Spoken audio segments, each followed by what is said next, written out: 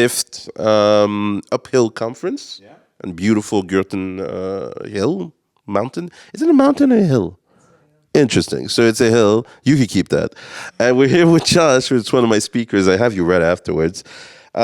Josh, I mean, what questions have you not been asked, right? So I figured, I'm curious, you know, sitting there, seeing all these smart people in the room, what for you right now is one of the biggest, I would say, misconceptions, a thing you'd love to clear up in people's minds, I think in the common, let's say, user, in like about AI, like the biggest misconception you usually see?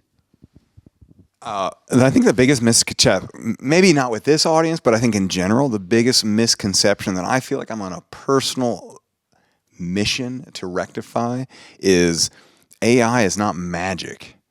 It's just a basic arithmetic. It's addition, multiplication. You can do it. You can understand it. It's not magical. That's exactly the point, is that I wish more people came to these events, because obviously they're much more seasoned, they have the knowledge, but even for people who have less knowledge, it shows also the work behind it and you know, the research that's done behind it. But then, so as I said, I made some research about you and I discovered StatQuest. So I realized you're quite the influencer, so I got to sit up straight for you, because apparently, you know, you're known, you're someone, right? Over 1 million followers on YouTube. And the question would be, what I loved about like StatQuest was, because I watched a few videos, is the ability to make it seem so simple. But I do know, and there's a quote that says like that level of simplicity, being able to explain something so easily is super difficult. How do you build it up in your content? What's the thought process when you build a video? It's very simple, actually. All I'm trying to do is understand it myself. And so I break it down into as small as pieces as I possibly can manage, because that's the only way I can understand it myself. I'm not one of those people that look at an equation and go, yeah, I get it. I look at an equation and go, uh-oh. And especially if it has Greek characters in it, then I'm like, oh. And so I have to like substitute all those characters with words to represent what they are. And I just break it down until it's tiny little pieces of just, like I was saying before with AI, it's just multiplication and addition. How hard is that? It's an interesting way to look at it, because I think depending on people's also like relationship to math and science, then they kind of panic as soon as they see like the Greek terms and stuff like that. But I would say this then, but what seems to be the star of these videos, and you probably know where I'm heading, is the intro, like basically the intro song. And then I wonder if there was a pattern, but I realized you kind of winged it. So what's the reasoning behind that, actually? So every video starts with a silly song, and the silly song has actually it's a simple question, but actually a complicated answer. The silly song is my celebration of having finished doing this video. Videos often require months of research and trying to draw the pictures and putting it all together. And I finally do it. I record all the audio. I got everything going. My celebration is to bust out the ukulele and just do something really silly. On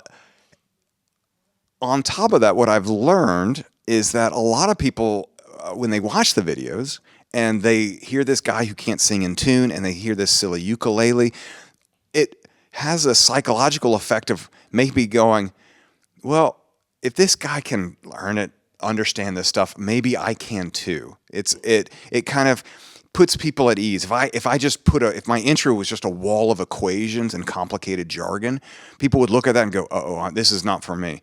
But when I started, we're going to talk about something really complicated, but here's a really silly song, people go, okay, maybe I can do this. Yeah.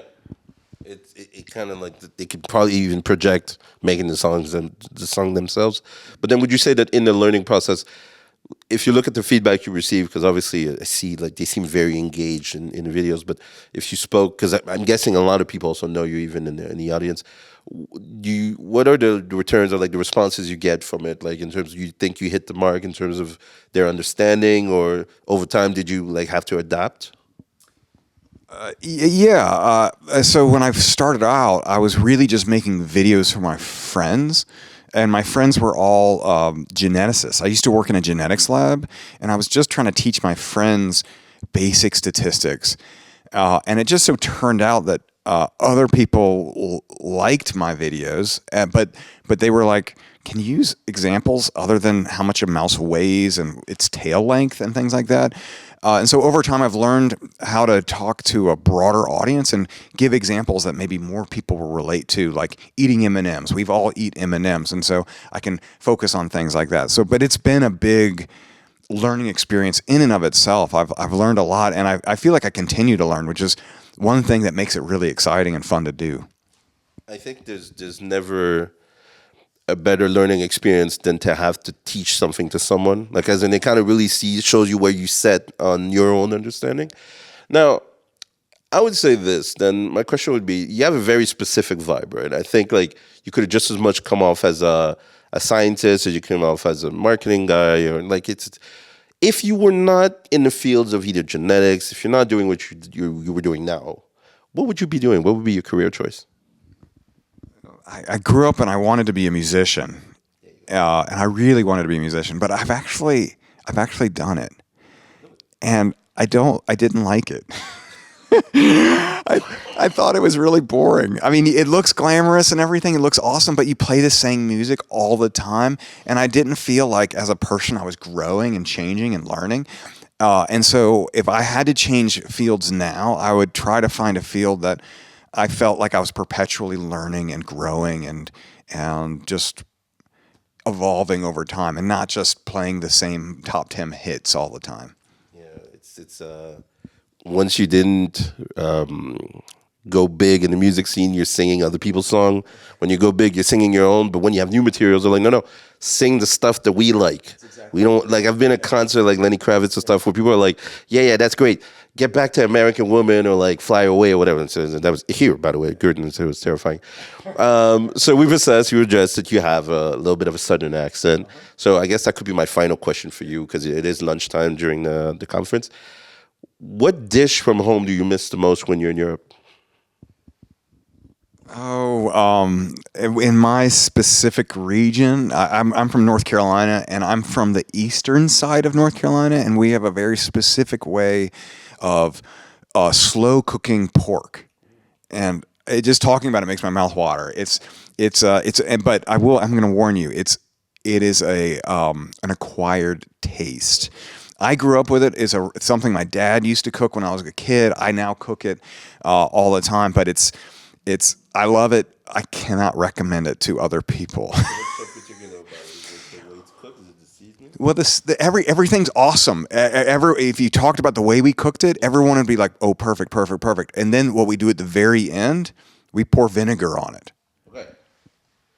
Now, interestingly, I'm not surprised because I'm Haitian and we have this.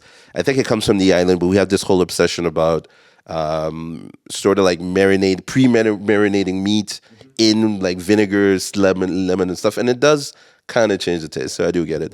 Listen, Josh, thank you for your time. I see you, I think, in about 15 minutes for your talk. Yes, sir. Yeah. But it was great to have you, and thank you for the interview.